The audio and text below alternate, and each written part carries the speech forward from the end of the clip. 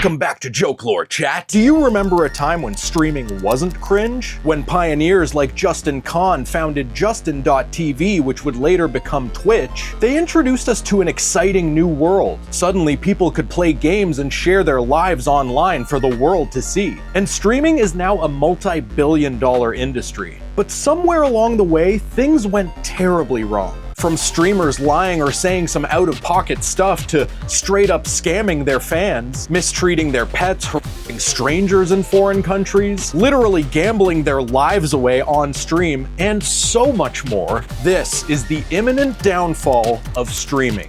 By the way, please like the video and leave a comment. It really helps it reach more people. And subscribe to the channel if you want to see more joke lore. A lot of people probably think streaming mostly started with Justin.tv, aka Twitch, but the technology was actually discovered in the early 90s. Back in 1994, Steve Mann, a professor at the University of Toronto, developed wearable computers equipped with cameras. This device, known as the iTap, was able to transmit a live feed from the wearer's point of view to another computer. But it wasn't until over a decade later in 2007 when Justin Kan co-founded Justin.tv and showed the world that live streaming could be brought to a massive audience. In the early days, it was just Justin streaming his entire life 24/7 with a cap-mounted camera and a computer in his backpack. But this experiment paved the way for the precursors to the most influential streamers of the heyday of Twitch. From precursors to the first IRL streamers like iJustine and JennyCam, to some of the first gaming streamers like Day9 and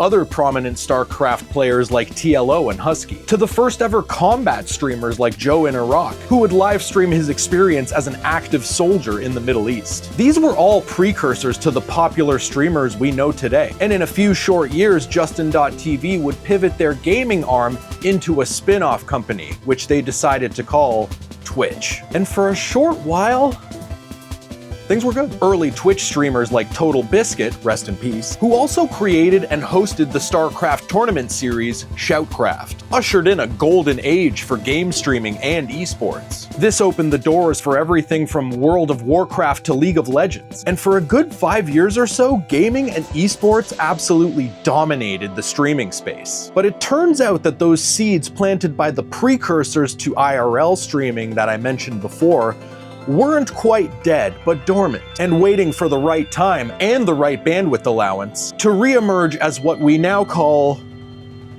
IRL streaming. To me, this was the beginning of the end. IRL streaming, political commentary, just talking, just chatting, NPC streams, all that shit. I'm sorry, I just f***ing hate it. But where did the downfall start? Well, if you were online in 2016 when the IRL streaming that we know today began, I think you know who I'm gonna call out. Ice Poseidon, obviously, right? This is where it all went to shit. Ice Poseidon was arguably the first popular IRL streamer. And for those who don't know, IRL streaming is a genre of live streaming where a person can stream themselves going about their daily lives, having interactions with people, or intentionally being a jackass in public and surrounding themselves with some of the worst human beings the internet has ever known.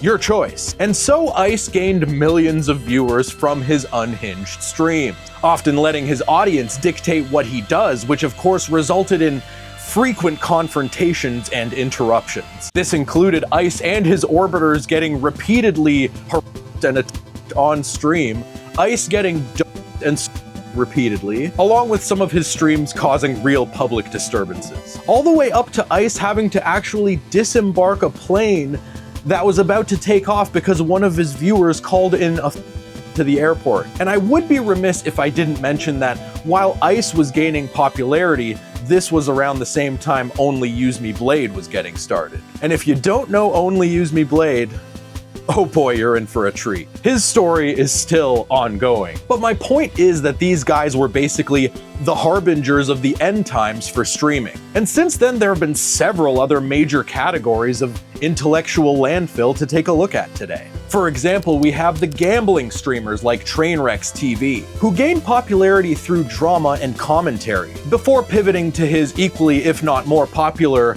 gambling content. Trainwrecks is an important figure in this story because he was one of the first to hit it big with drama and commentary content, serving fresh brain slop to the lowest common denominator. Then he thought, you know what, I'm already pretty terrible, why don't I go ahead and normalize and promote a gambling addiction for an entire generation of impressionable viewers. Okay. By the way, if you want to see how bad gambling addiction can get, look no further than Bossman Jack. Holy shit. And Trainwrecks continues to stream to this day, though he no longer operates on Twitch due to a ban on unregulated gambling content. Of course. And now streams on Kick instead.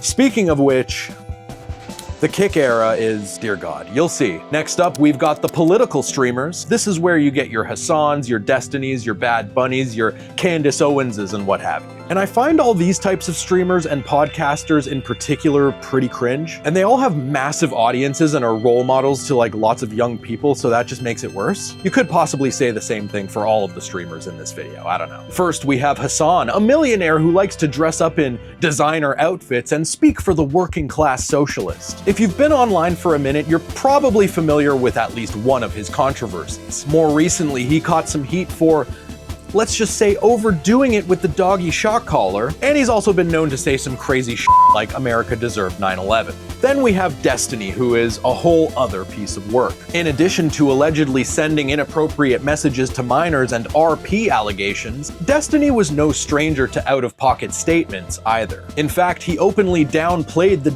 of civilians in the Israel-Palestine conflict. And political opinions aside, I think we can all agree that talking crazy about innocent people's lives publicly like that is a dick move, on both Hassan and Destiny's parts. Up next on the chopping block, we've got the commentary, reaction, and drama streamers. Now, when I was writing this video, I was having a hard time figuring out which categories all these streamers best fit into, but then I stopped caring. This is where you get your XQCs, your Caseytrons, your Kai Cenats, your Keemstars, your Leafies, your Pokemanes, your Asmongold's, your Alinities, you know, pick your poison basically. These streamers typically put in the least effort. They just talk and react over other people's content all day and get into beefs with each other, I guess. Which, hey, whatever, if that's how you're making your bag, more power to you. But these streamers aren't completely free of controversy either. In fact, I know Asmongold has said some incredibly racist things about Palestinians, and Keemstar has basically become the P.T. Barnum of the LOLcow world. But at least these specimens aren't claiming moral superiority over anyone else, at least as far as I'm aware. Maybe they are. And this category would often overlap with the drama category, where parasitic critters like former professional cyberbully Leafy and aforementioned mythical gnomes like Keemstar would go head-to-head with their ops in DramaTuber Mortal Kombat. Or in Leafy's case, with innocent kids. But most, if not all, of the categories in this video would overlap with our next category, which is my favorite and arguably the funniest: LOLcows. And to those who don't know, a LOLcow is essentially someone who inadvertently turns themselves into a constant source of entertainment for trolls. Now, this is where you get your Only Use Me Blades, your Burger Planets, your Wings of Redemptions, your Boogie 2988s, your Darkside Fills, your Pirate Softwares, Nova Online, and countless others. The one thing these guys all have in common is their extreme talent for being people while also playing the victim, from getting kicked out of their own gaming plan to scamming their fans and engaging with them in inappropriate ways, to ruining every personal resource and relationship they have, and even straight up ***ing it on stream. We can safely say the life of a LOLcow is one of self-discovery and adventure. Alright, we're really dumpster diving now, folks, because we're about to talk about the prank streamers. And this is also where we start delving into the seedy underworld of kick streamers, and unfortunately the kick streaming era we find ourselves in today. And if you're not terminally online, kick is basically for streamers who have been banned from everywhere else. And there isn't really much to say about these guys. I mean, it's pretty straightforward. They record themselves pranking people, which would be funny if it was funny. But they always take it way too far, like Johnny Somali and Vitali, who were recently sentenced to prison in South Korea and the Philippines, respectively. Why would they go to jail for just pranking, you might ask? Well, because they weren't just pranking, they were and people and stealing their stuff. Like, what were they expecting? By the way, please don't do that. Have some respect when visiting other people's countries. And just off the top of my head, there was the guy who got himself for harassing a delivery driver at the mall, and Jack Doherty in general. And now, my friends, we've reached the proverbial bottom of the barrel. I want to thank you all for sticking with me. I know I'll be taking a long shower after this. The Manosphere. Now, for reasons that I hope are obvious, I wish to spend as little time as possible talking about these dudes. They're arguably the most toxic and dangerous of the bunch, with their twisted views about how to treat women and penchant for shock value antics. These streamers represent the final product of the end times, corruption in its purest form. I'm not playing, this is some Nurgle type shit for real. From picking and eating their own toe jam on stream, yes, to talking crazy about women and gender in general, try saying that 5 times fast, to half a dozen of these beasts of moral burden packed in a limo blasting a certain Yay track.